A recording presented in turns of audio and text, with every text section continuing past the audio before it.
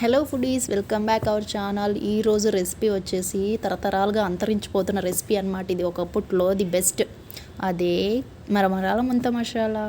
ఇది మన జనరేషన్ వాళ్ళకైతే భలే సూపర్గా నచ్చుతుంది. ఇప్పుడు కూడా చాలామంది తింటారు, కానీ రేర్ తగ్గిపోయింది అనమాట. ఇది ఫాస్ట్ ఫుడ్లు ఎక్కువైపోయినాయి కదా, సో ఈ రెసిపీ అనేది తగ్గిపోతుంది.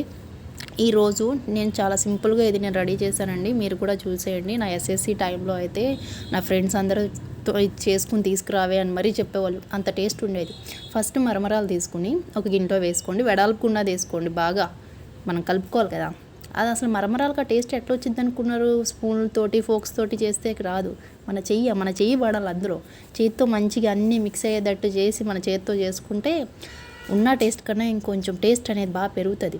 ఫస్ట్ మరమరాల్లో కొంచెం పసుపు, సరిపడినంత సాల్ట్, కారము, ఆయిల్ 2 స్పూన్స్ వేసుకుని బాగా మిక్స్ చేసుకున్నానండి. ఆ ఉప్పు కారం అదంతా కూడా మరమరాలకి పట్టాలి.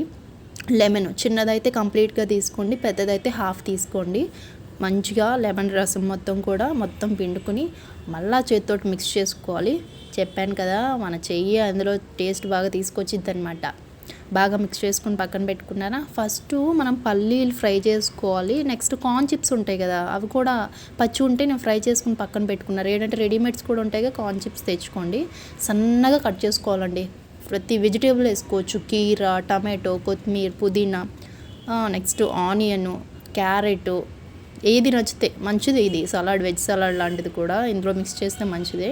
సన్న కట్ చేసి పెట్టుకున్న మిర్చీస్ నేను అన్నీ మిక్స్ చేసుకుని ఇందులో యాడ్ చేసుకున్నాను. ప్రతిదీ కూడా అన్నీ మిక్స్ చేసుకుంటే ఆ ఫ్లేవర్ అనేది దానికి పట్టి టేస్ట్ మాత్రం భలే బాగుంటుందండి ఇది. ఓకేనా, ఈ అన్ని ఇంగ్రీడియంట్స్ కూడా ఇందులో వేసుకుని పెట్టుకుని ఒక 7 to 8 మినిట్స్ మూత పెట్టేసి పక్కన పెట్టేసుకోండి. నేనైతే ఫస్ట్ కరివేపాకు ఆయిల్లో ఫ్రై చేసుకున్న, పచ్చివైతే మా పిల్లకాయలు తినరు అనేసి ఆయిల్లో ఫ్రై చేసుకుని అందులో యాడ్ చేసుకున్నా. ఇట్లా అయితే మంచి క్రిస్పీగా ఉంటాయి, కరివేపాకు తినడానికి కూడా బాగుంటుంది అనేసి ఇట్లా మిక్స్ చేసేసుకుని మొత్తము ఒక 6 to 7 మినిట్స్ పక్కన పెట్టేసుకోండి. ఆ పులుపు అనేది మంచిగా పట్టిద్ది వాటికి. ఓకేనా, మూత పెట్టుకుని పక్కన పెట్టుకోండి.